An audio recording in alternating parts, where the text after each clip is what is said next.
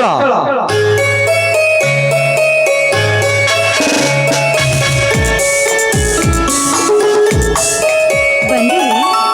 ಇದೇನ್ರಿ ಕೈಯಲ್ಲಿ ಚೀಲ?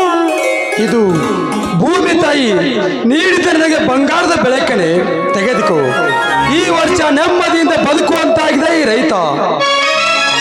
ಅಂದ್ರೆ ಈ ಸಲದ ಕಾಯಿಪಲ್ಯದ ಫಸಲಿಗೆ ರೇಟ್ ಚೆನ್ನಾಗಿ ಬಂದಿದೇನ್ರಿ?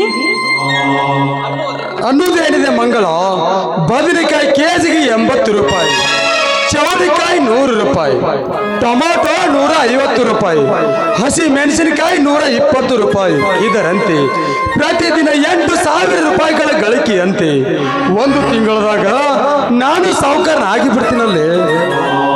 ಸ್ವಾಮಿ, ಯಾಕೆ ಮಂಗಳ ನಿನ್ನ ಕಣ್ಣಲ್ಲಿ ನೀರು? ಏನ್ರಿ ನಿಮ್ಮ ಜೀವನ? ಹಗಲು ರಾತ್ರಿ ಅನ್ನದೇ ಭೂಮಿ ತಾಯಿಗೆ ನೀರು ಹಾಸಿ ಒತ್ತಿ ಬಿತ್ತಿ ಬೆಳೆ ತೆಗೆದು ನಿಮ್ಮ ಜೀವ ಎಷ್ಟು ಸಣ್ಣ ಆಗ್ತಾ ಇದ್ದಲ್ಲ ಅಂತ ನನಗೆ ಕಣ್ಣೀರು ಬರ್ತಾ ಇದೆ ಸ್ವಾಮಿ. ಹುಚ್ಚಿ, ಈ ರೈತ ಹುಟ್ಟಿದ ಕಷ್ಟ ಎಂಬ ನಗಕ್ಕೆ ಹೆಗಲ ಕೊಟ್ಟು, ಸುಖ ಎಂಬ ಉಡಿ ಕಟ್ಟಿ, ಸಂತೋಷ ಎಂಬ ಉತ್ತಿ ಬಿತ್ತಿ ಬೆಳೆಯೋದಿಕ್ಕೆ. ಹಾ ಮಂಗಳ, ನೀ ಸ್ವಲ್ಪ ನಗು. ನೀ ನಕ್ಕರೆ ನನಗೆ ಅದೇ ಚಂದ, ನೀ ಅಂದರೆ ಅದಕ್ಕಿಂತ ಚಂದ.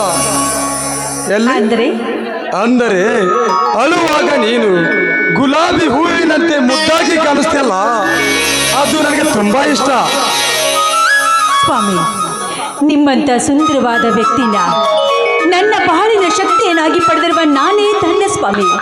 ರೀ, ನೀವಾಡುವ ಒಂದೊಂದು ಮಾತಿನ ಅರ್ಥವನ್ನು ನೆನಪಿಸ್ಕೊಂಡ್ಬಿಟ್ರೆ ಆ ಸ್ವರ್ಗನೇ ಇಲ್ಲಿ ಕಂಡಷ್ಟು ಸಂತೋಷವಾಗ್ತಾ ಇದೆ ನನ್ನ ಮನಸ್ಸಿಗೆ.